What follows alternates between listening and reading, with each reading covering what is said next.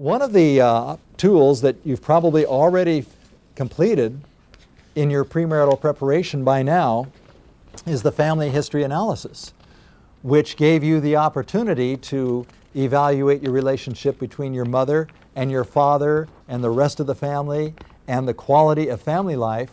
And what is important for you to do with this is to go over it with your spouse, share this in detail, make sure that your pastor or whoever is doing the marriage goes over it with you, because they'll probably be able to bring out some things that you may have missed.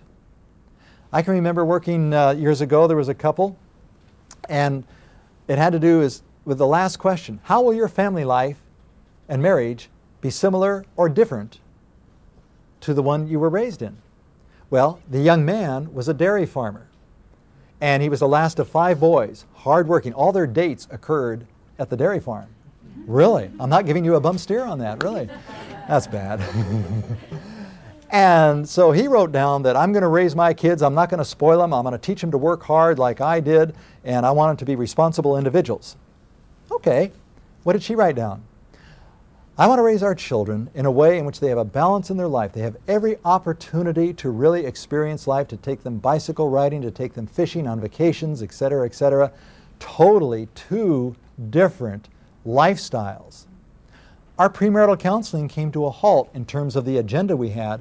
We spent a whole session just focusing on that, because that could destroy a marriage. You see, in a marriage, you have to be willing to consider the other person, and now it is we, not I. And it's both parties, both pieces of information, both input has to be considered. So the family history analysis will really be important for you to find out what about that family is still going to come in, and it might take you some years to work through that.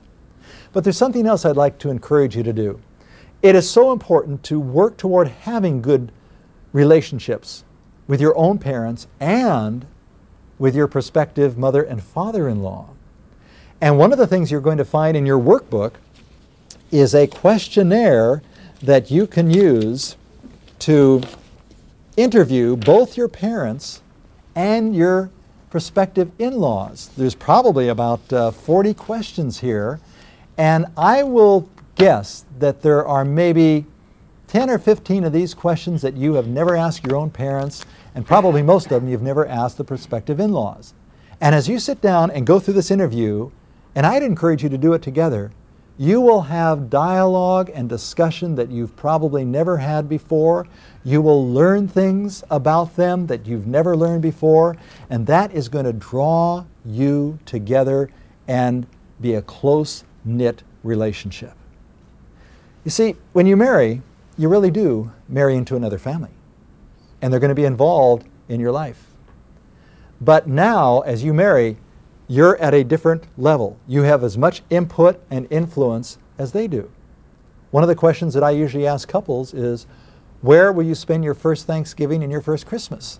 And most of the time they roll their eyes and say, we've already been told where we're going to spend it. Where would you like to spend it? And that's something for you to consider, because you need to be in charge of your home and respond to them as adults as they have responded to you, and then you'll find it works a whole lot